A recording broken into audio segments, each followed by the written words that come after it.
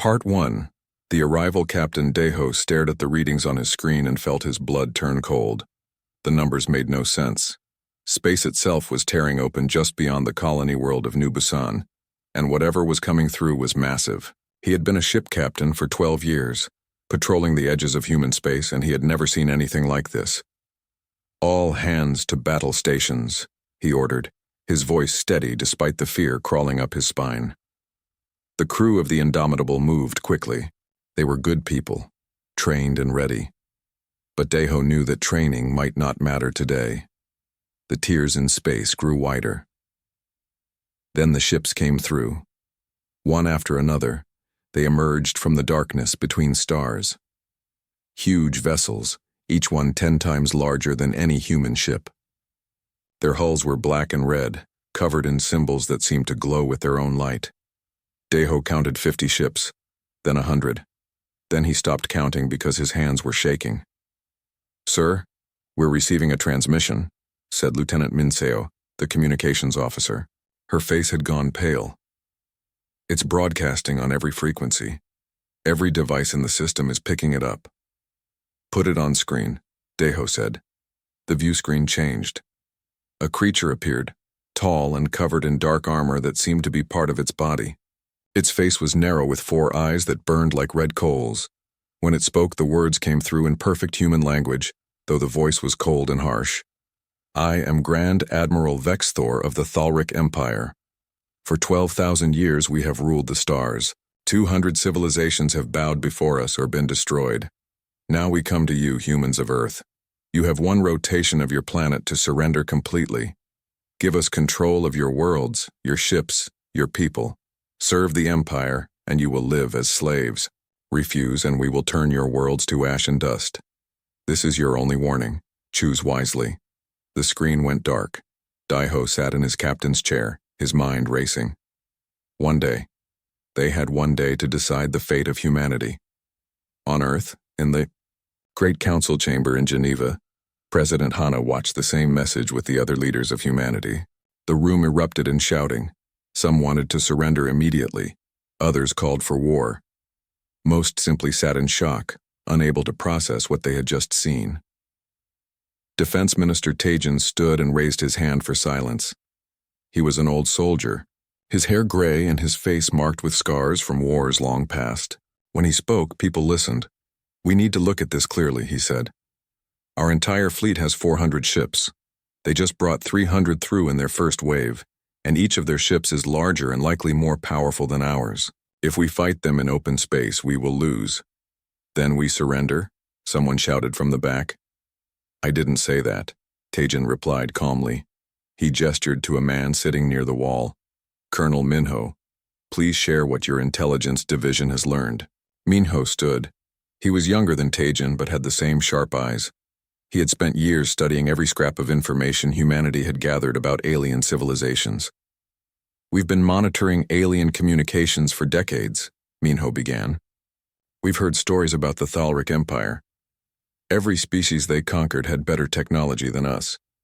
The Korthan had energy weapons we still can't understand. The Vryn had ships that could phase through solid matter. The Silicates could process information faster than our best computers. All of them fell to the Thalrics within weeks." "That's supposed to make us feel better?" President Hana asked. "Yes," Minho said simply, "because it tells us something important. The Thalrics don't win through better weapons or stronger ships.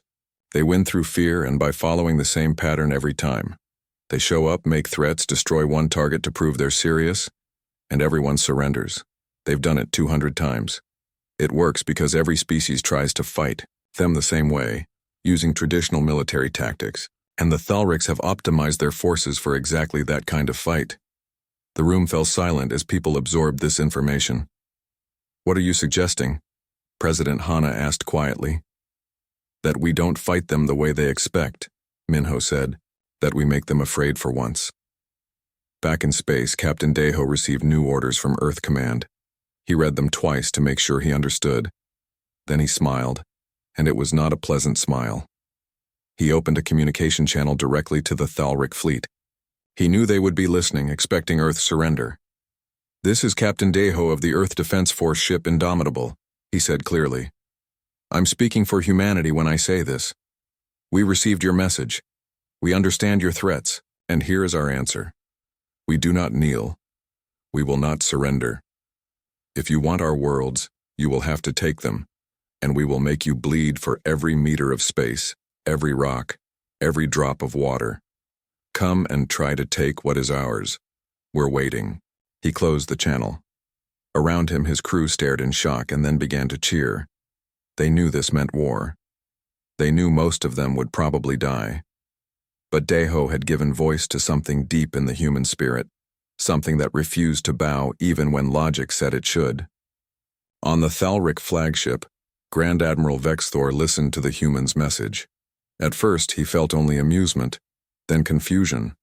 In 12,000 years, no species had ever responded this way. They begged, or they attacked in rage, or they tried to negotiate. They never spoke with such calm defiance. He checked the records again. Humans were a young species. They had only traveled between stars for 80 years. Their technology was primitive. Their empire was tiny. By all logic, they should be terrified. "Admiral, what are your orders?" his second-in-command asked. Vexthor's 4 eyes glowed brighter. "We will teach them fear. Prepare the demonstration fleet. Select one of their colony worlds, something with a large population. We will show them what happens to those who defy the Empire." The order went out through the Thalric fleet. 50 warships broke away from the main force and set course for New Jeju, a human colony world with 4 million people. The Thalrics had done this 200 times before. They would destroy a city from orbit. Millions would die in fire and light, and then humanity would surrender like all the others. But as the Thalric ships moved toward New Jeju, they did not know that humanity had been preparing for this moment.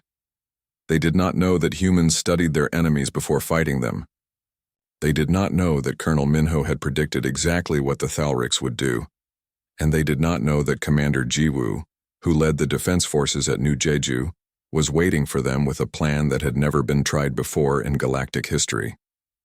The war for humanity's survival was about to begin, and it would not go the way the Thalric Empire expected. Part 2.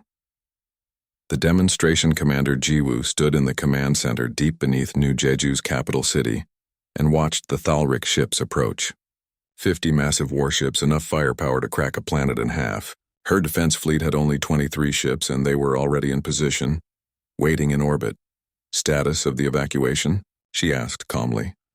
70% of the capital is clear," reported her second officer. "The underground transports are moving people as fast as they can." Jiwoo nodded. The Thalrics would target the capital first. They always did. It was part of their method, their demonstration of power. They would expect to kill millions in the first strike. They would expect panic and surrender. They would be disappointed. "All ships, this is Commander Jiwoo. Execute Protocol Taegyuk on my mark." She took a deep breath. Mark.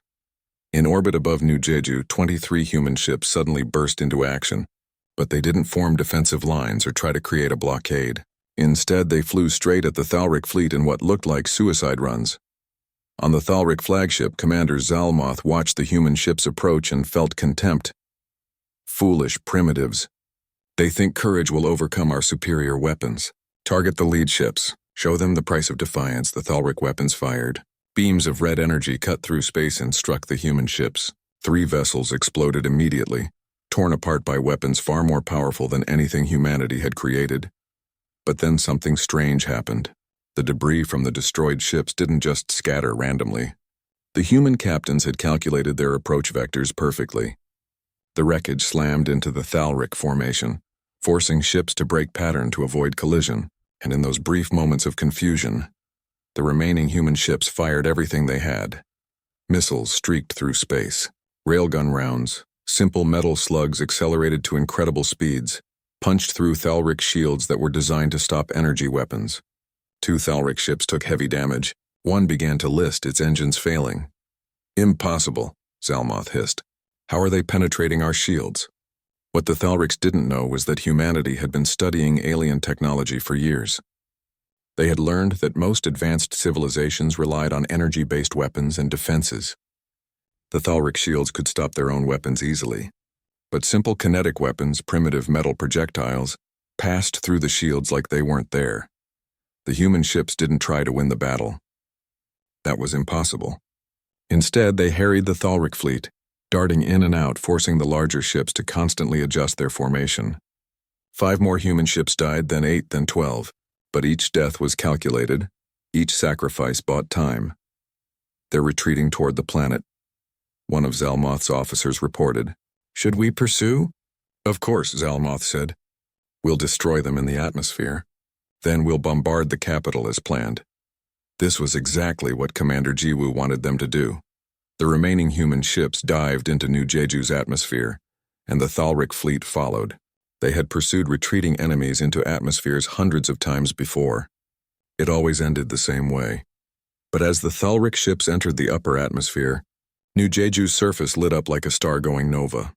Hidden across the planet were thousands of weapons that had been positioned and concealed over the past 6 months. Railgun installations built into mountains, missile batteries hidden in valleys, energy weapons powered by the colony's fusion reactors, all of them operated by volunteers who had refused to evacuate, who had chosen to stay and fight. Sergeant Hyunwoo sat in a concrete bunker 5 kilometers from the capital, his hands steady on the controls of a mass driver.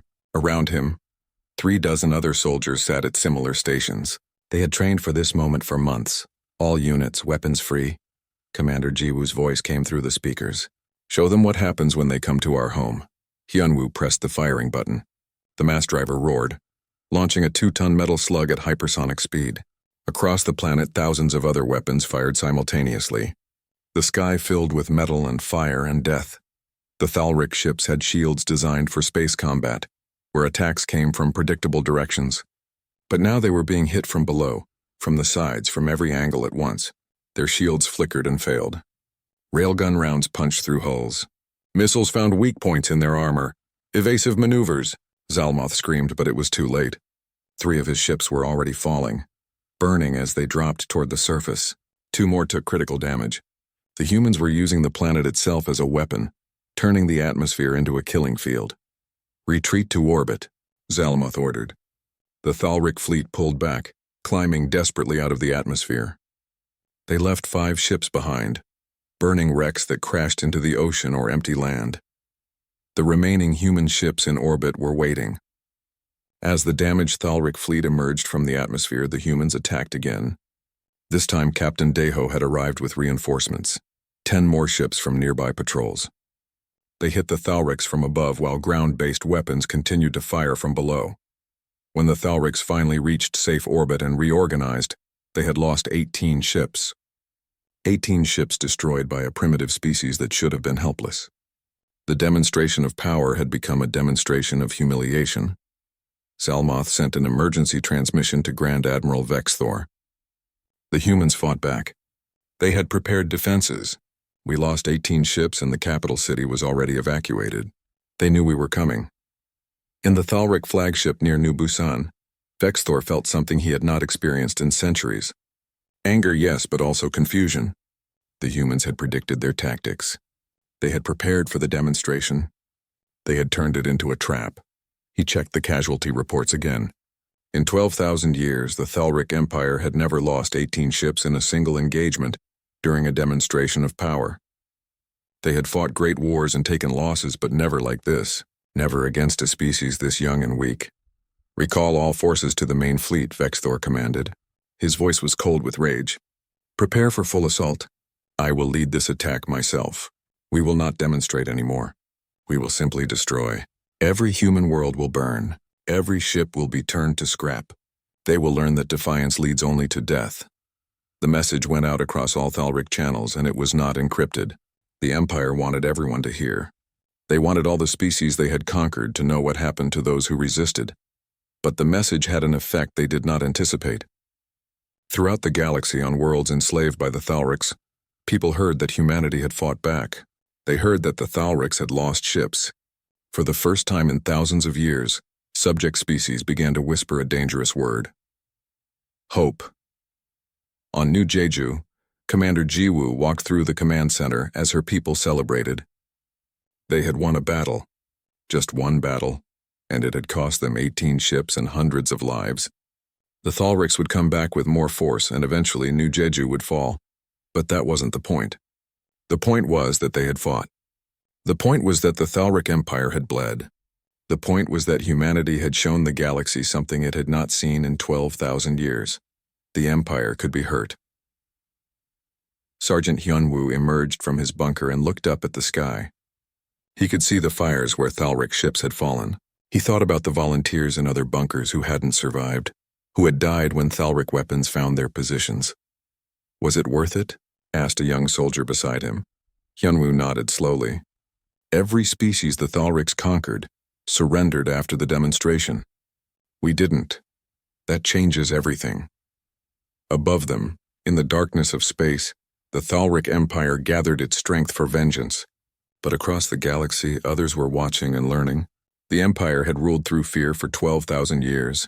Now, for the first time, the Empire itself was learning what fear felt like. Part 3. The Pattern Breaks. The news of the Battle of New Jeju spread across the galaxy faster than light itself. On 1,000 worlds enslaved by the Thalric Empire, people gathered in secret to share the impossible story. Humanity had fought back.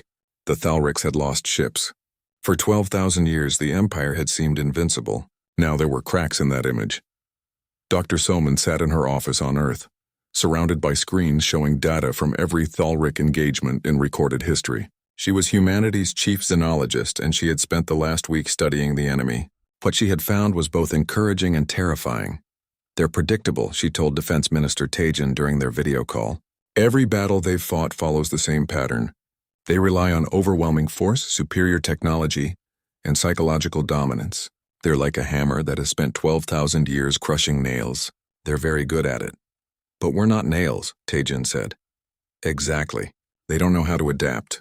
When Commander Jiwoo changed the rules at New Jeju, they lost because they couldn't adjust fast enough. If we keep changing the rules, keep being unpredictable, we have a chance. A chance isn't enough, Taejin said grimly. They're gathering their full fleet to attack Earth. We need more than unpredictability. We need a strategy. Then we do what no other species has done, Soman replied. We don't try to defend Earth, we take the war to them. Taejin was quiet for a long moment. Then he smiled. Explain. 3 days later, Captain Daeho received the strangest orders of his military career. Instead of returning to Earth to help defend humanity's homeworld, he was ordered to take his ship and 2 others deep into Thalric-controlled space. Their mission was simple in concept but insane in execution. They were to attack Thalric supply lines and make the Empire bleed. They want us to raid their territory while they're attacking ours? Lieutenant Minseo asked, her voice full of disbelief. That's exactly what they want, Daeho confirmed. The Thalrics are gathering every ship they have for one massive attack on Earth. They're pulling forces from across their empire. That means their other territories are vulnerable. But there are only 3 of us. 3 ships can do a lot of damage if no one expects them. Strike Group 7, as they were designated, jumped into hyperspace and emerged 3 sectors away from Earth, deep in what had been Thalric space for thousands of years. They found a supply station orbiting a gas giant, lightly defended because no one had ever attacked this far into the Empire's territory.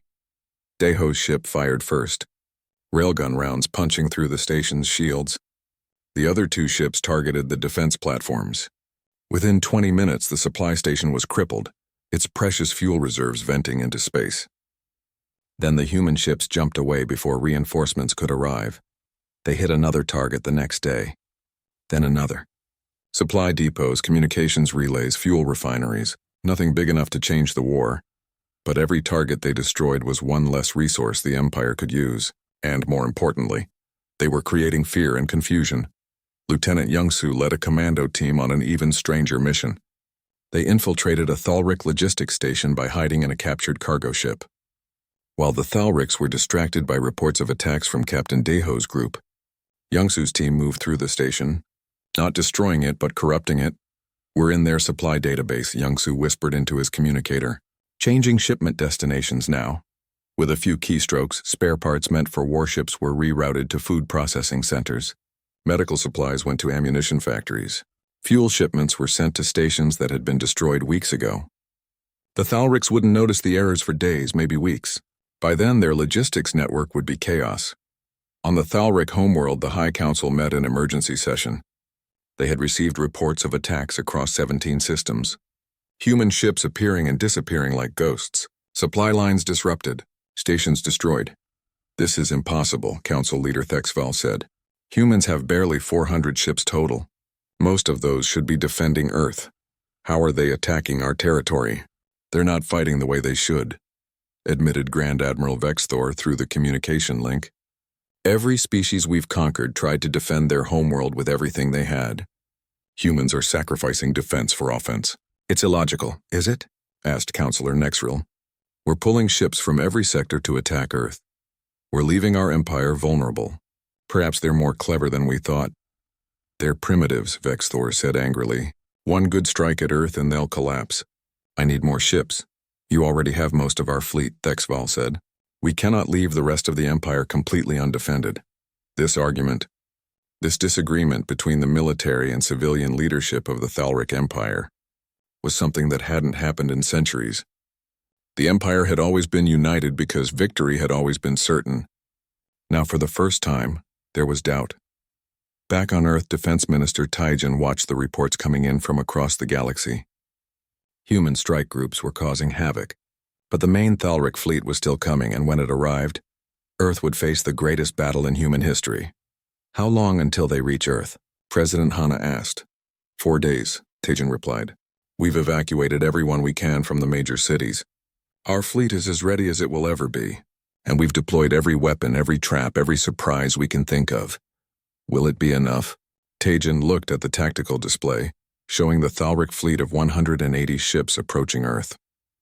Against them, humanity had 150 ships in Earth's orbit, plus orbital defenses and ground installations. The numbers were closer than they had been at New Jeju, but the Thalric still had the advantage.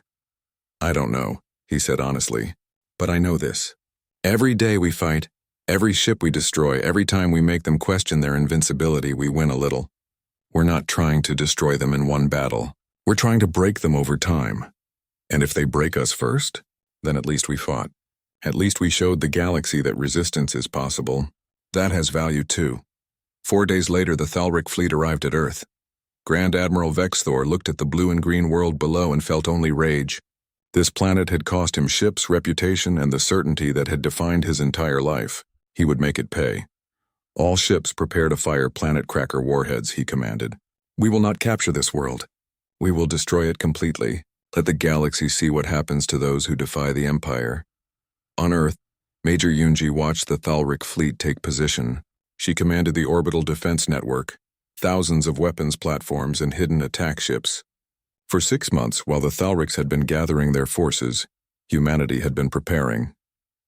They're charging their main weapons, her sensor officer reported. Those are planet-killer warheads. If even one of those hits the surface, I know, Yunji said calmly. Don't let them fire. All platforms launch everything now. Space around Earth erupted with weapons fire. Missiles by the thousands streaked toward the Thalric fleet. Railgun platforms that had been hidden among the orbital debris came online. Energy weapons powered by Earth's fusion reactors fired from the ground, their beams cutting through the atmosphere, and Captain Deho, who had been ordered to return from his raids, arrived with 30 ships that emerged from hyperspace directly behind the Thalric fleet. The battle for Earth had begun, and it would be nothing like the Thalrics expected. Part 4. The Empire Fractures. The Battle of Earth lasted for 3 weeks, and every day of it was hell. The Thalric fleet had tried to fire their planet-killer weapons immediately, but Major Yunji's orbital defenses had been too fast. Thousands of missiles and railgun rounds had forced the Thalric ships to raise shields and take evasive action. The planet-killer warheads never launched. That first day cost humanity 40 ships and hundreds of orbital platforms. But it cost the Thalrics 30 ships, and more importantly, it cost them their easy victory. Grand Admiral Vexthor had expected to destroy Earth in hours. Instead, he found himself in a grinding battle of attrition. They have weapons everywhere, his tactical officer reported on the 3rd day. Hidden platforms in the debris fields, missile batteries on the moon, ground-based railguns that can hit us in high orbit. Every time we destroy one position, another activates. Then we destroy them all, Vexthor said. We have more ships. We will win through sheer force. But the Thalrics didn't understand human psychology. Every day they fought, More humans volunteered to crew damaged ships or man the defense platforms. People who had never been soldiers took up weapons. Children said goodbye to their parents and went to the shelters while those parents went to fight. Captain Deho's ship took a direct hit on the 10th day. The Indomitable was crippled, its engines dead and half the crew killed. But Deho kept fighting, using maneuvering thrusters to position his ship, firing every weapon that still worked. "Captain, we should evacuate," Lieutenant Minseo said. She was bleeding from a head wound, but she stayed at her station. "Not yet," Deho said. "We can still hurt them. Get me a firing solution on that cruiser." The Indomitable fired its last missile. The weapon streaked across space and struck a Thalric cruiser that had already taken heavy damage. The cruiser's reactor went critical and exploded, taking 2 nearby ships with it. Deho finally gave the order to abandon ship. As the crew evacuated, he stayed behind, manually guiding the Indomitable on a collision course with another Thalric vessel. He jumped into the escape pod at the last second, and his ship, which had served humanity for 20 years, died by ramming an enemy warship at full speed. Both ships were destroyed in the explosion. This was how humans fought, with courage, with determination, and with a willingness to sacrifice everything. The Thalrics had never faced an enemy like this, but something else was happening in the galaxy, something the Thalrics didn't see until it was too late. Ambassador Kyung-hee had spent months making secret contact with the species the Thalrics had enslaved. She had started with the Vryn, who had been conquered 800 years ago. The Vryn were a peaceful species who had surrendered immediately when the Thalrics arrived, hoping that submission would mean survival. "Your people have fought the Thalrics for weeks," said Vryn Elder Tassin. "How is this possible?" "We fight because we must," Kyung-hee said. "But we also fight to show you that it's possible. The Thalrics are not gods. They bleed, they die. They can be defeated, but they will destroy your world." "Maybe," Kyung-hee admitted. "But even if they do, other species will see what we did. They'll know that resistance is possible, and someday someone will win. Why not you? Why not now?" She offered the Vryn something no one had ever offered them before: weapons, training, tactics, humanity's entire library of knowledge about fighting the Thalrics, and most importantly, solidarity. Earth would fight beside them. The Vryn uprising began on 17 worlds simultaneously. Shipyards that built Thalric warships suddenly exploded. Supply depots were sabotaged. Garrisons found themselves under attack by workers and civilians who had spent centuries being docile. Then the Korthan joined the rebellion. Then the Silicate Hives, species that had been conquered hundreds or thousands of years ago, suddenly remembered how to fight. The Thalric Empire, which had never had to suppress a major rebellion, found itself fighting on 100 fronts at once. On the 15th day of the Battle of Earth, Grand Admiral Vexthor received an emergency message from the High Council. "You must return with part of the fleet," Council Leader Thexval said. "The Empire is burning. Rebellions everywhere. We're losing control." "I will not retreat," Vexthor said. "Earth must fall. The Empire is more important than one planet. We need those ships to maintain order." "No," Vexthor said, and his 4 eyes burned with fanatical intensity. "The humans did this. They inspired this rebellion. If we don't crush them completely, the Empire will never recover. Every species will think they can defy us." "Admiral, that is an order from the High Council." Vexthor closed the communication link. For the first time in Thalric history, a military commander had directly disobeyed the civilian government. His fleet officers looked at him in shock. "We finish this," Vexthor said. "Once Earth is destroyed, the rebellion will collapse. They'll see that defying the Empire only leads to death." But half his fleet commanders disagreed. 60 ships broke away and jumped back to Thalric space to help suppress the rebellions. Vexthor was left with 120 ships, and he had already lost 40 in the battle. On Earth, Defense Minister Tajin watched the Thalric fleet split and felt hope for the first time in weeks. "They're dividing their forces," he said to President Hana. "The Empire is falling apart, but they still have enough ships to destroy us." Hana pointed out. "Yes, but now they're fighting for survival, not for dominance. That changes everything." On the 20th day, Captain Deho, who had taken command of another ship after the Indomitable was destroyed, noticed something strange in the Thalric fleet's behavior. "They're focusing on military targets," he told Commander Jiwoo, who had come to Earth with reinforcements from New Jeju. "They're not trying to hit the planet anymore. They can't afford to waste resources, Jiwoo realized. They need to win quickly and get back to their empire. They're in survival mode now.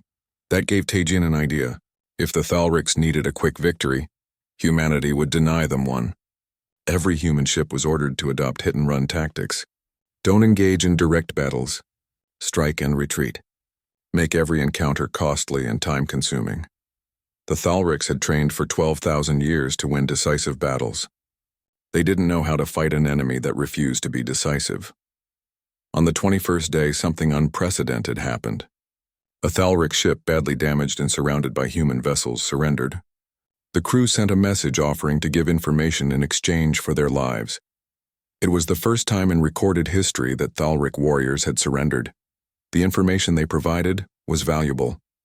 The location of command ships, the frequencies of their communications, and most importantly, confirmation that the Thalric Empire was indeed collapsing from within. Grand Admiral Vexthor, watching his fleet's strength diminish and his empire fall apart, made a final desperate decision. He would take his flagship directly to Earth's surface. He would fire every weapon he had at the planet's major cities. He would kill hundreds of millions. And then, even if the humans destroyed him, they would know the price of defiance. His officers tried to talk him out of it. Some refused to follow the order. Vexthor had them arrested. The Thalric flagship began its descent toward Earth, weapons charging for one final devastating attack. Major Yunji saw the flagship's trajectory and knew what Vexthor planned. She had one weapon left that could stop him, a kinetic strike platform that held a solid tungsten rod the size of a building. It was designed to strike ground targets from orbit, but she could redirect it. Target the Thalric flagship, she ordered. Fire everything we have left. We only get one chance. The tungsten rod launched, accelerating to incredible speed. At the same time, every remaining weapons platform fired at the Thalric flagship. Missiles, railgun rounds, energy beams, everything. The flagship's shields were powerful, but they couldn't stop everything. The tungsten rod, moving at a significant fraction of light speed, punched through the shields and through the ship's armor. It struck the flagship's reactor. Grand Admiral Vexthor had just enough time to realize he had lost before his ship exploded in a fireball visible from Earth's surface. The remaining Thalric ships, leaderless and demoralized, broke formation. Some tried to fight on, others attempted to retreat, and some, seeing the fate of their admiral and knowing their empire was collapsing, simply surrendered. Part 5. The New Galaxy 3. Months after the Battle of Earth ended, President Hana stood before the Galactic Assembly on Unity Station. The station had been built from the wreckage of Thalric warships, a symbol of transformation. Where once there had been weapons of oppression, now there was a place for dialogue. The chamber was filled with representatives from dozens of species. The Vryn, who had started the rebellions, the Korthan, whose energy weapons had helped free 6 systems, the Silicate Hives, who had shut down Thalric communications across an entire sector, and many others, species who had been enslaved for centuries or even millennia. We did not defeat the Thalric Empire alone, Hana said, her words translated into 100 languages simultaneously. Every species that ever resisted them, every rebel who ever said no, every individual who kept hope alive in the darkness, they defeated the Empire.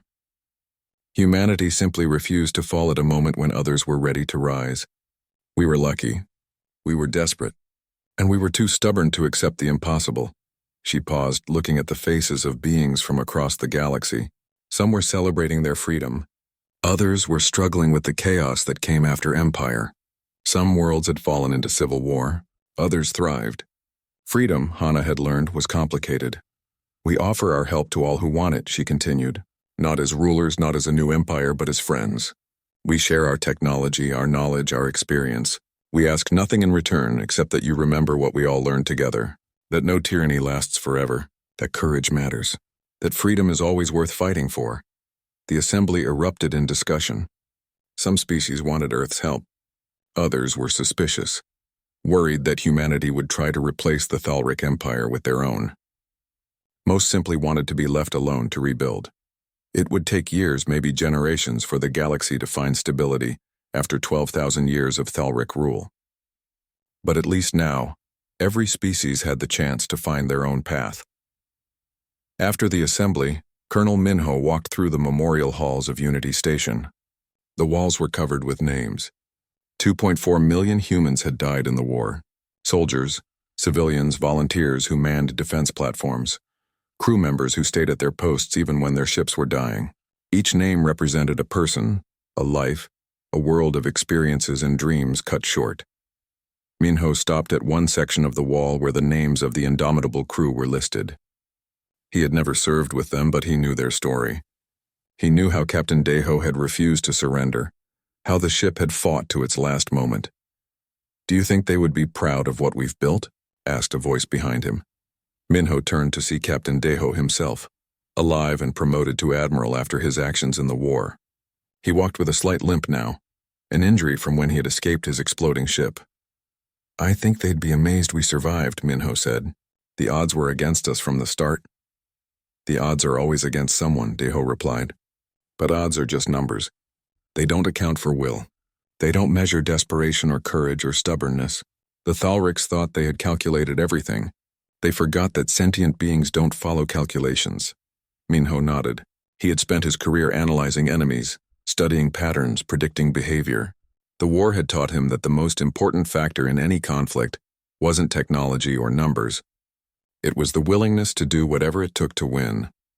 On New Jeju, Commander Jiwoo stood in front of a classroom at the Defense Academy. The room was filled with students from 20 different species. Some were human. Others were Vrin, Korthan, or from species that hadn't even had names in Earth's databases before the war. The Battle of New Jeju wasn't about superior weapons, Jiwoo told them. "We were outgunned, outnumbered, and outmatched in every conventional measure. But we won because we understood something the Thalrics didn't. Home matters. When you're fighting for your home, you'll do things that seem impossible. You'll take risks that military doctrine says you shouldn't. You'll sacrifice in ways that change the equation." A young Vrin student raised their hand. "But Commander, you still lost ships." "Many died." "Yes," Jiwoo said quietly. "War always costs lives. The question is whether those lives were spent for something meaningful. The people who died at New Jeju gave the rest of humanity time to prepare. They showed the galaxy that the Thalrics could be hurt. Without their sacrifice, Earth might have fallen. So yes, we lost ships and people. But we won something more important. We won hope." The students were quiet, absorbing the lesson. Jiwoo looked at them and saw the future. These young beings would serve in the defense forces of their worlds. Some would probably face war again someday. The galaxy was vast and full of danger. But at least they would face it knowing that tyranny could be defeated. In Geneva, Defense Minister Taijin met with Ambassador Kyung-hee in his office. Both of them looked older than they had a year ago. The war had aged everyone who lived through it. "The Korthan are asking for military advisors," Kyung-hee said. "The Silicates want help building new defensive networks. The Vrin need training for their security forces. Everyone wants something from us. Can we help them all?" Taijin asked. "No," Kyung-hee said honestly. "We don't have the resources or personnel. We're still rebuilding Earth, but we can help some. We can share knowledge. We can train trainers. We can be the catalyst that helps them help themselves. And if another empire rises, another species decides to conquer the galaxy," Kyung-hee smiled sadly, "then we'll fight again. The galaxy is too big and too diverse to ever have permanent peace. But now everyone knows what's possible. They know empires can fall. That knowledge is a weapon no tyrant can overcome." Taijin looked out the window at Earth's sky, still recovering from the battle damage. "Do you ever wonder if we did the right thing? We could have surrendered. Humanity would have survived as slaves." "No," Kyung-hee said firmly. "We wouldn't have survived. Not as humans. We would have existed, but something essential would have died. The part of us that refuses to bow, that fights even when fighting is foolish, that chooses freedom over safety. That's what makes us who we are. Losing that would be worse than death." On the outskirts of New Jeju's capital, Sergeant Hyunwoo sat with his grandchildren on a hillside overlooking the city. The scars of war were still visible, buildings under reconstruction, memorial gardens where parks had once been. But life was returning. People were rebuilding. "Grandpa, is it true you fought aliens?" his granddaughter asked. "Yes," Hyunwoo said. "I did. Were you scared?" "Every moment," he admitted. "Fear is natural. It's what you do with fear that matters. Some people let it paralyze them." Others use it to fuel their actions. I chose to fight because I was scared of what would happen if I didn't. Will the aliens come back? His grandson asked. Hyunwoo looked up at the sky, where ships from a dozen species now traveled freely through space. Maybe someday. The galaxy is big and full of dangers we don't understand yet. But I'll tell you what I learned. We're never as weak as we think we are, and our enemies are never as strong as they seem. How do you know? Because the Thalric Empire ruled for 12,000 years. They thought they would rule forever. But they made one mistake. They came to Earth. They expected us to surrender like everyone else. Instead, we fought. And in fighting, we showed other species that the Empire could be beaten. Within months, thousands of years of tyranny ended. All because someone decided to stand up. So we're heroes? His granddaughter asked. No, Hyunwoo said gently. We're just people who refuse to give up. Heroes are in stories. Real people just do what they must and hope it's enough. They sat together, watching the sunset paint the sky in colors of orange and red. Above them, stars began to appear. Each star was a sun with its own worlds, its own stories, its own struggles. The galaxy was vast and humanity was small. But humanity had proven something important. Size doesn't determine victory. Will does. Dr. Soman published her final report on the fall of the Thalric Empire. It became required reading in academies across the galaxy. Her conclusion was simple but profound. The Thalrics fell because they relied on patterns.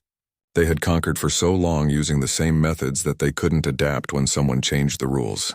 They had become comfortable in their dominance, and comfort breeds weakness.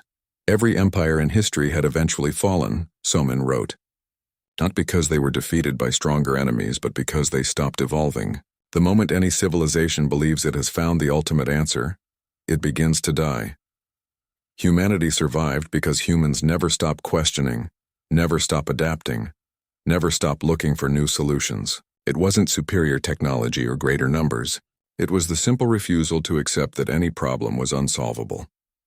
10 years after the war, Unity Station hosted its annual commemoration. Representatives from across the galaxy gathered to remember the fall of the Empire and the dawn of the New Age. Admiral Daeho, now retired but still attending as an honored guest, stood with other veterans watching the ceremony. Commander Jiwoo was there. Major Yoonji, promoted to general, represented Earth's defense forces. Sergeant Hyunwoo had traveled from New Jeju with his family. They didn't speak much. They didn't need to. They had shared an experience that transcended words. They had faced impossible odds and survived. More importantly,